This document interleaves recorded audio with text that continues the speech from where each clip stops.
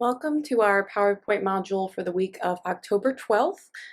This week we're going to be talking about health behaviors, and we've talked about health behaviors in class already throughout the semester, but the purpose for this week is to get a little bit more specific and to discuss several examples of health behavior theories. Okay, so going to introduce some theories in this week and also apply these to contemporary examples. The objectives for this week are first to introduce and examine several common theories within the health behavior literature. And then we're going to focus on one in particular, and that is the health belief model. We're going to apply this to several examples, and then consider the strengths and limitations of common health behavior theories and health behavior theories overall. Okay? So we're not going to go through every single one, obviously. Health behaviors, this is a large field. Health behaviors is a field within public health and also studied within sociology and other social sciences. We're only spending 1 week on this, but I do hope to at least give you a brief survey of the field. As usual, you have your reading question due Monday by 11:59 p.m. You have your PowerPoint module due Tuesday night. There are 3 questions for you to respond to on Inquire for the PowerPoint module. And then you do have your course paper rough draft due this Friday, the 16th. Now, as I've mentioned in class, this is a rough draft, but I really do hope that you take it seriously and really put a lot of thought and time into putting the rough draft together. If you need additional time for the rough draft, I can provide some flexibility. The main limiting factor is making sure that I get your rough draft back to you in time for you to turn in the final paper. And believe it or not, we are pretty far along in the semester already. So I do want to get these as soon as possible. Friday is the due date, but if you do need additional time, please do let me know. If you want to discuss your rough draft, you have any questions you want to go over, you can attend office hours. Please let me know if you plan to do that. Or you can send me an email and we can decide whether or not to meet or just communicate through email. I have one announcement that is very unrelated to what we're doing in class right now, and this is probably the only time that I'll have an announcement like this during the semester, but my wife and I recently took in 2 foster kitties. They are from the same litter. They're about 6 weeks old. They're adorable, playful, cuddly. We already have 2 cats, and we do not plan on having 4. We just wanted to foster. If you are interested in adopting, or you know somebody who is interested in adopting, please let me know, and I can put either you or whoever is interested in touch with the shelter where we got them from and who we're fostering them for. So please let me know if you're interested. They are super adorable. If you hear weird sounds in the background during the modules over the next few weeks, more often than not, it's probably going to be the kitties, okay? But please, again, let me know if you're interested. Let's get started with our topic for this week. Your opening question for this week is also a video question. I'm asking that you watch a short video clip from Parks and Rec, actually. So it's a fictional clip, but related to health behaviors nonetheless. So watch that video clip from Parks and Rec, the link is on Inquire, and then answer this question. How does this example, so the one you're going to see in the video clip, relate to the relationship between government, industry, and individual behaviors or choice that Galia discusses in the book chapter? Okay, so you can pause here, watch that video clip, answer this question, and then come back to the module.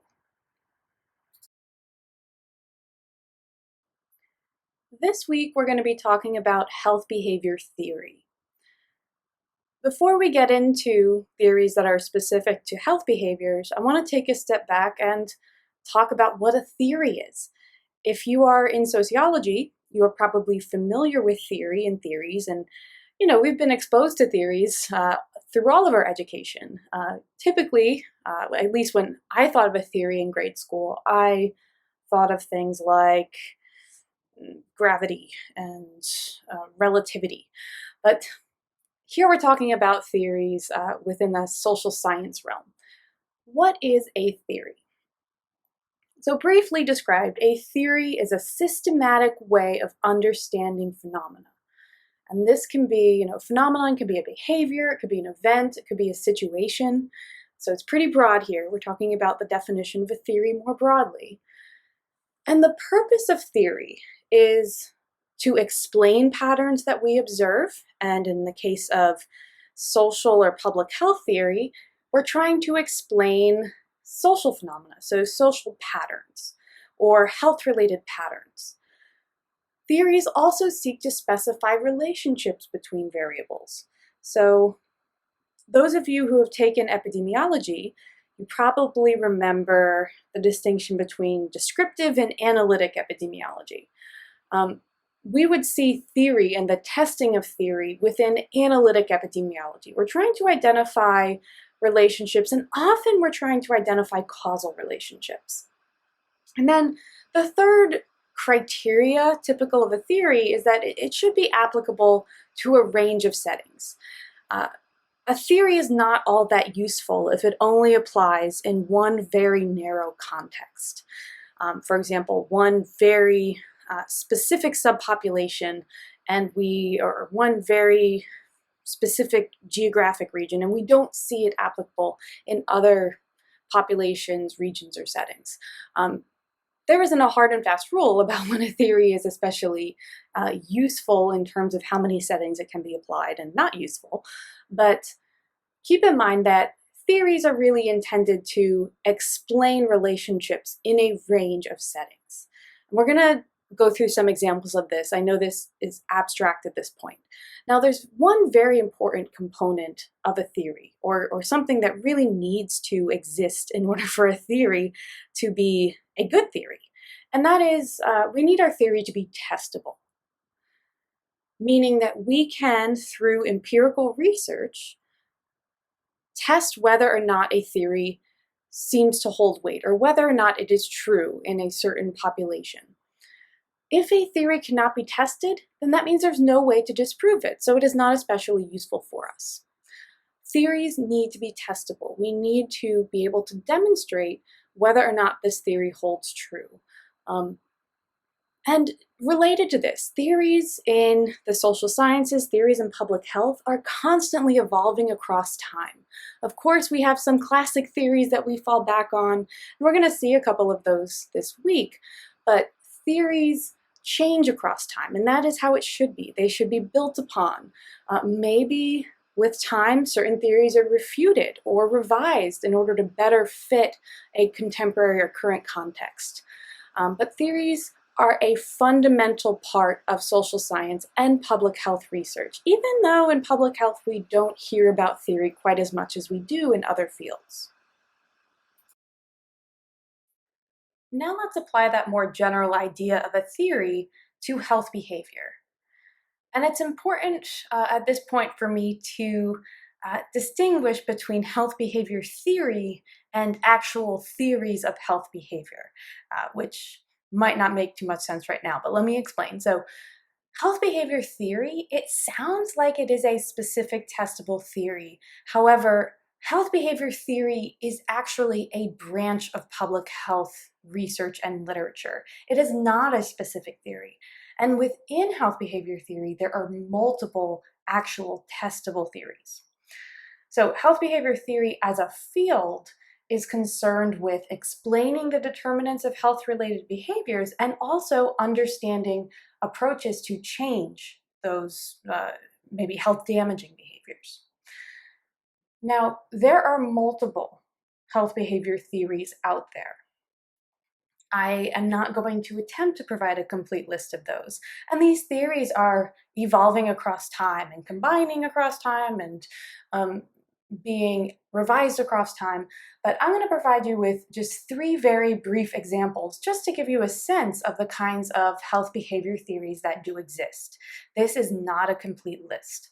So the first one on here is the health belief model. And this is probably the most common health behavior theory out there. This is one that we see the most often in the research. And the health belief model got to be careful with that B. It stands for belief, not behavior. Um, theorizes how people's beliefs about their own risk for disease and their perceptions of the benefit of taking action to avoid that disease influences their readiness to actually take action in order to change behavior and prevent disease.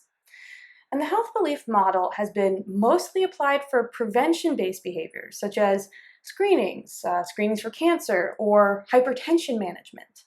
And this is where beliefs are as important, or perhaps more important, than the overt symptoms, okay? Because we're not symptomatic in screenings.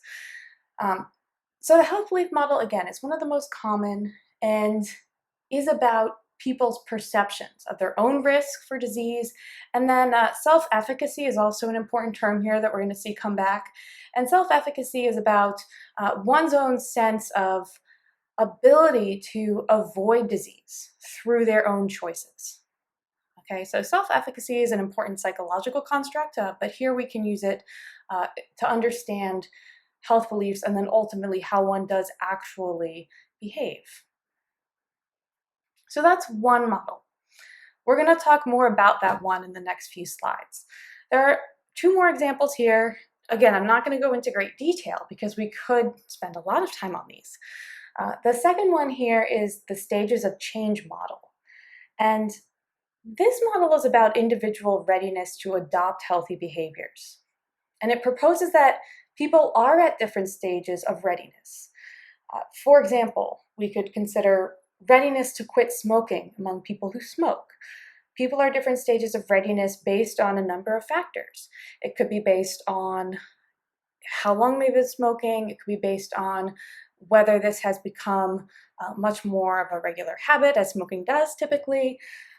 It could be based on the existence of a known health risk, and that could motivate change, or observing somebody else experiencing health issues as a result of smoking.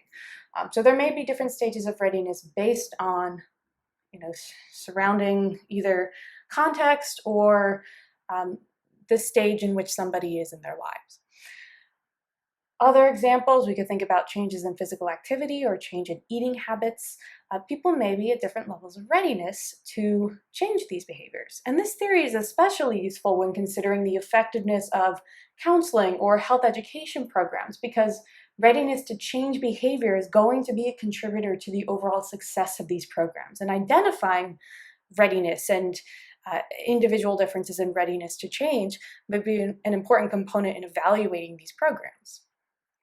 Now, there is one more here, and that is social cognitive theory. This attempts to explain human behavior using a three-way interactive model, and the three components of this model are personal factors, characteristics of the individual, then also characteristics of the environment, so environmental influences, and then also one's own behaviors. And without getting into too much detail here, the social cognitive theory is an example of a theory within health behavior that's a little bit different because it does have increased attention to environmental influences. And this is something that we are seeing more of in health behavior research, but theories do differ somewhat in the extent to which they bring in environmental and social contexts. That's all I'm going to say about social cognitive theory. I know it is a very incomplete definition. We are going to focus more on the health belief model from here to the end of the module, and also a bit in class.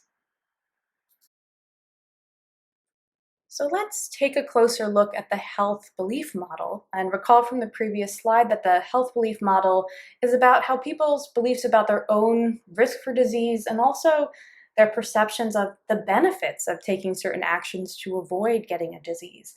How does this actually influence their action and their readiness to take action? Here you see a figure that's breaking it down a bit more, and there are some key terms within this figure that are important for understanding the health belief model. So we have modifying factors, individual beliefs, and then action. Those are the three major components of this model. The modifying factors are demographic characteristics, things like age, gender, ethnicity. I don't know why they have personality here, but according to the National Institutes of Health, personality we could also consider socioeconomic status and knowledge. So this is contextualized to an extent, but the primary focus still is on those individual beliefs. And you see several components here. One is, how susceptible does somebody think they are to a particular disease? And how severe do they think the disease is? So if we think about something like cardiovascular disease, we could consider how susceptible somebody thinks they are, maybe based on a family history or based on their own knowledge of the disease, and then how severe they think this disease is. And this is going to shape how a threat is or is not perceived for that particular disease. So that's one component of someone's individual beliefs that may shape the way that they act. There are other components here as well. So what are the perceived benefits of changing behavior? Is there great payoff if we think about cardiovascular disease?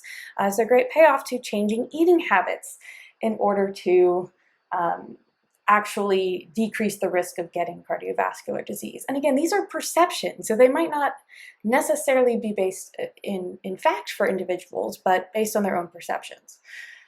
What are perceived barriers? So if we're talking again about changing eating habits in order to prevent cardiovascular disease, are there certain barriers that the person believes is there that are going to prevent them from making that behavioral change? And they could be, perceived is kind of a sticky word here.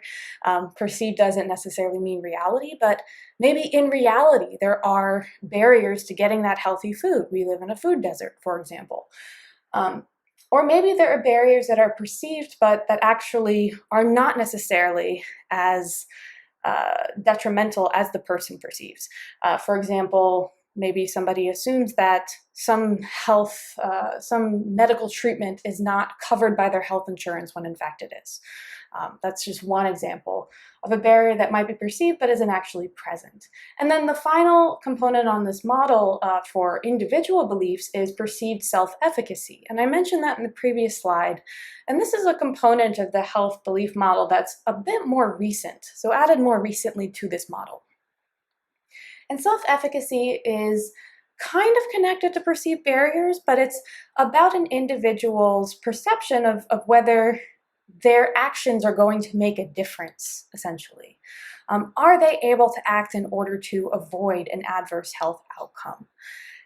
This is a widely used psychological construct used for a number of things. Here it's applied to the health belief model. At the far end of the slide, you see action as the third component of the model. And this is where we see individual behaviors. Do we see adoption of a new behavior, or do we see any kind of behavioral change, or do we not see any kind of behavioral change? There's also another kind of external factor here that comes into play, and that is cues to action.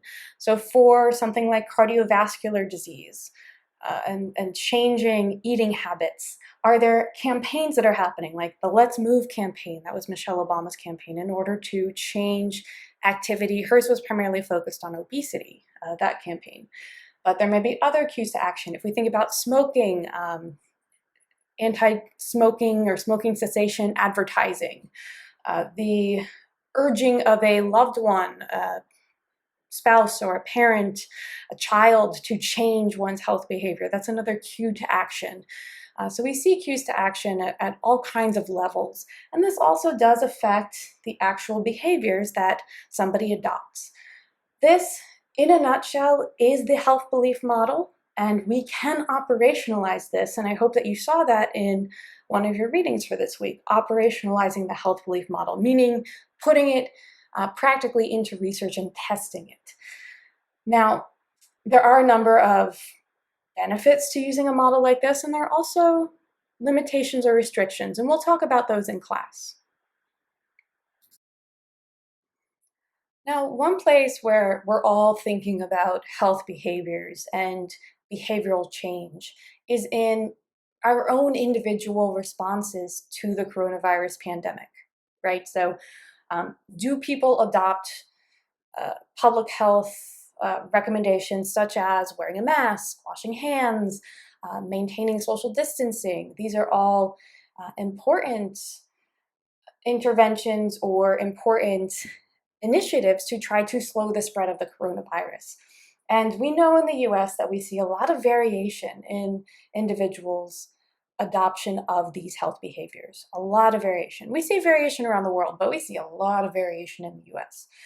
So what I want you to do for this video question is to apply the health belief model to individuals' responses or lack of response in terms of individual behavior to the coronavirus pandemic. I have a rather frustrating video for you to watch called Why Alabama Beachgoers Aren't Worried About COVID-19. And this was filmed back in May, I believe it was Memorial Day weekend. Someone walking around on the beach interviewing some beachgoers about why they're at the beach, why they're sitting all close to each other, not wearing masks and so on. And you hear people's responses. And what I want you to do is reflect on how the responses of the people being interviewed in the video relate to the health belief model. Then there's a second part to this question. Overall, do you think the health belief model adequately explains people's decisions to engage in or to not engage in health behaviors to prevent contracting or spreading COVID-19? So, in other words, do you think that this model does a good job of explaining why we see the behaviors that we do in, for example, individuals in Alabama on the beach? Once you answer that, I want you to explain why you either think the health belief model is doing a good job here in explaining what we see, or maybe there are some limitations or omissions within this model. I'm asking you to evaluate the strengths or limitations of this model, and we will talk more about this in class, all right? So at this point, you can pause, watch that video clip on Inquire, and then answer the video question and return back here after you're done.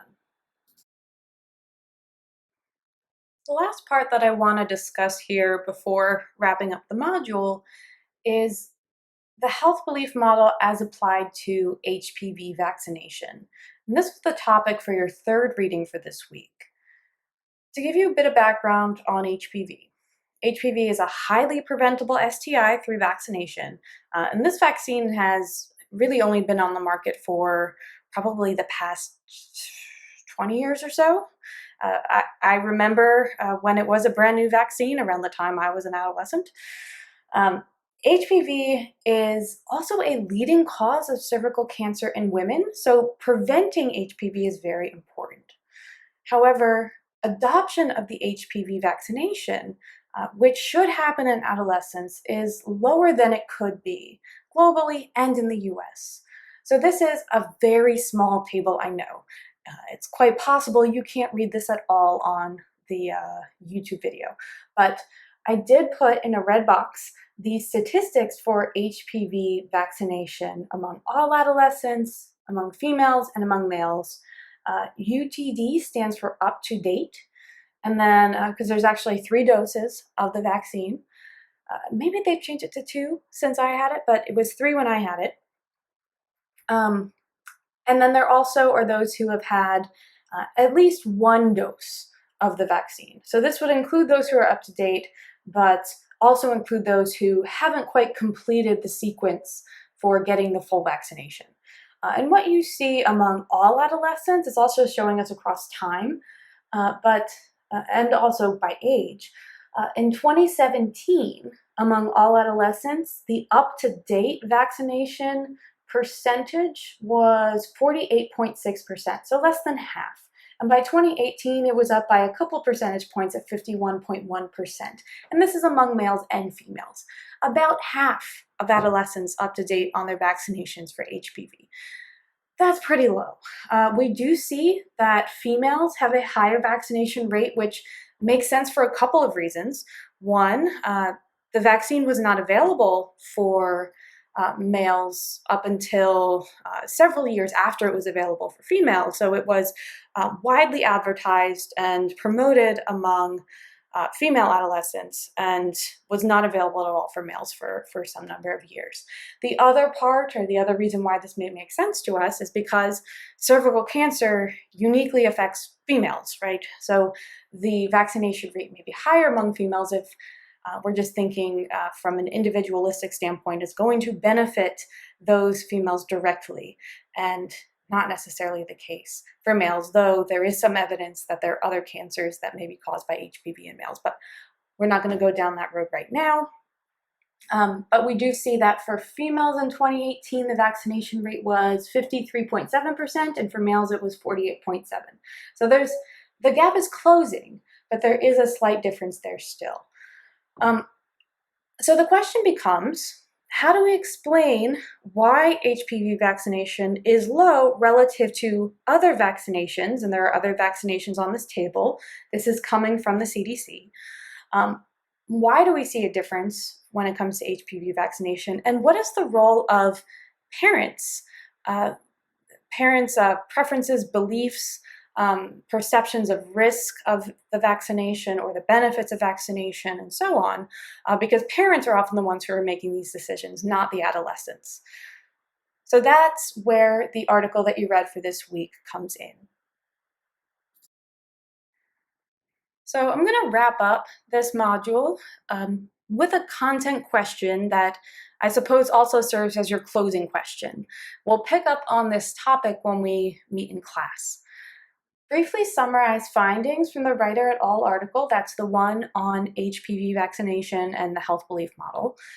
How do you think these findings could translate to public health interventions to increase HPV vaccination rates? Okay, so you're going to answer that question on Inquire, and then there's only one more slide after this for class next week, but please do come back to get information on that slide because we do have one change, okay? So answer that content question, and then we'll do our last slide. For class this week, we are going to have our usual groups. We'll have our in-class group meeting on Wednesday and our Zoom group meeting on Friday. The one big change is the location for our in-class group on Wednesday. So after getting feedback in class, I really do like the idea of trying to have a class outside. So let's try that. Weather permitting, on Wednesday, we have the MAC, which is the Maroon Athletic Quad. It's right in front of the fields, kind of by the honors dorm, where that creepy Rooney topiary is. Yep, if you find the creepy topiary, then you're in the right place. So we'll meet at the MAC, the Maroon Athletic Quad. It is starred on this map. It's the red star. We'll meet during regular class time. I will send you a reminder. And if there are any changes, for example, it's supposed to be a very nice day on Wednesday, but if the weather changes and it's not going to be pleasant outside, we may meet in the classroom instead. I will let you know of that change. Or if there's some issue with reserving that space, I will also let you know of that change. Okay? So if you usually meet on Zoom and you want to come to the Wednesday in-class session instead because we're meeting outside, you're welcome to do that. We have more space because we're outside, but please do let me know if that's the case. Okay? So I will see you in class either outside on the Mac or on Zoom this week. Bye.